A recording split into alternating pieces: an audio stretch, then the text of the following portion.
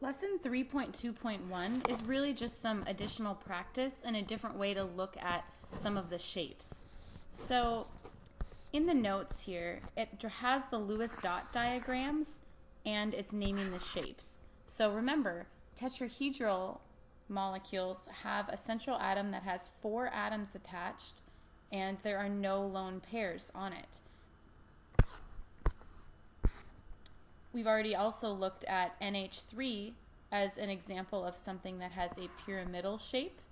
Sometimes instead of just pyramidal, they'll call it trigonal pyramidal. The bent molecule has 2 lone pairs and 2 atoms attached to the central atom. Trigonal planar has 1, 2, 3 things attached to the central atom and 0 lone pairs. Here's an example of something that's linear. 2 things attached, no lone pairs. And another example of linear with just 2 atoms. And they say 3 lone pairs, but really there's no central atom here. So that one is a little bit different than how I explained it before. For the activity, what you're supposed to do is draw the structure and name all of the shapes. You're also supposed to say the number of lone pairs, and then I specified here on the central atom. So let's draw CH3Cl. Carbon is in group 4A, so it gets 4 dots. Hydrogen just gets 1 dot. And chlorine is in group 7A, so it gets 7 dots. Once we've got the structure, we can look back at the notes and say, okay, since there's 0 lone pairs on the central atom, what kind of shape is this going to have? And the answer is it's going to have a tetrahedral shape around that carbon atom. So we could draw this in a few different ways. I'm going to draw it in the ball and stick model, showing 1 atom is coming at you and 1 atom is going away. HCN. Hydrogen's got 1 dot, carbon's got 3, and nitrogen also has 3 lonely electrons. So I can see that this is going to form a triple bond. So I'm going to go ahead and redraw this.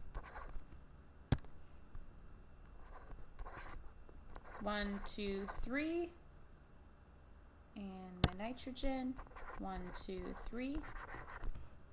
Here there are no lone pairs on the central atom, and everything is just in one big long line. So this is definitely going to have a linear shape, and I'm going to draw it like there were the springs for the triple bond, and we actually built these in class as well. CH3OH, carbon's got 4 valence electrons, oxygen has 6, and each hydrogen has 1. So this gets a little interesting because there's not just 1 central atom here. So we've got 0 lone pairs on the carbon, and we've got 2 lone pairs on the oxygen. So we're going to be naming 2 shapes here. When you build it,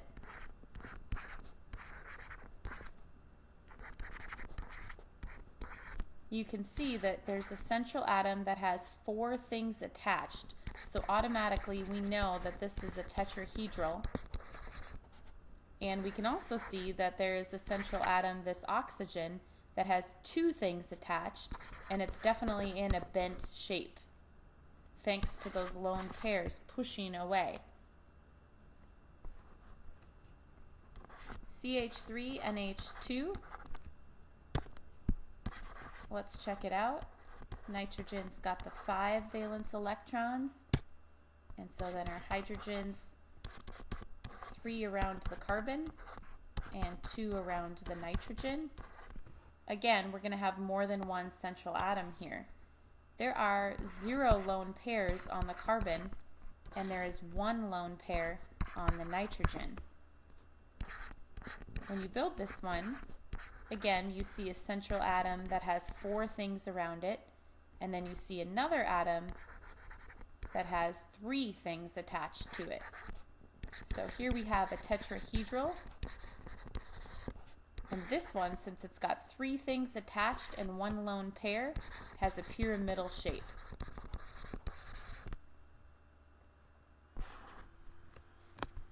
C2H5OH, we've got lots of atoms in this one, and we've got an oxygen, which gets 6 dots, and then we've got a lot of hydrogens, 6 of them. 1, 2, 3, 4, 5, 6. So now we've got quite a few central atoms here. Around carbon number 1, there are 0 lone pairs. Call it carbon number 1. Carbon number 2, there are 0 lone pairs. And around the oxygen, there are 2 lone pairs.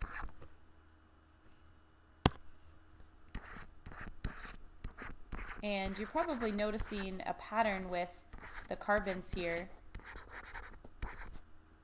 that many of the carbons have that tetrahedral shape around them. In fact, both of these carbons each have 4 things attached, so these will both have a tetrahedral shape. Oops, tetrahedral. And this oxygen with 2 things attached and 2 lone pairs will have a bent shape. And the last one, 2 carbons and 1 nitrogen. Oops, I forgot to do a carbon first. Let's go back before I put that nitrogen in. Here's my carbon and my nitrogen. Lots of hydrogens to put in place, 7 of them this time.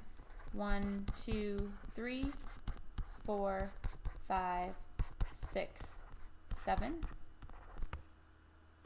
Around carbon number 1, there's 0 lone pairs.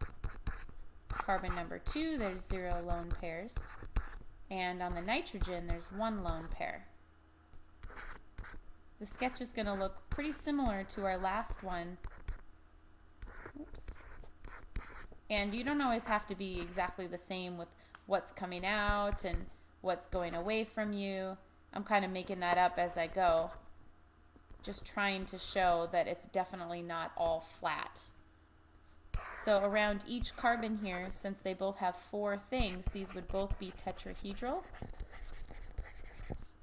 And then around the nitrogen, since it's attached to 3 atoms and it has 1 lone pair, that would be pyramidal.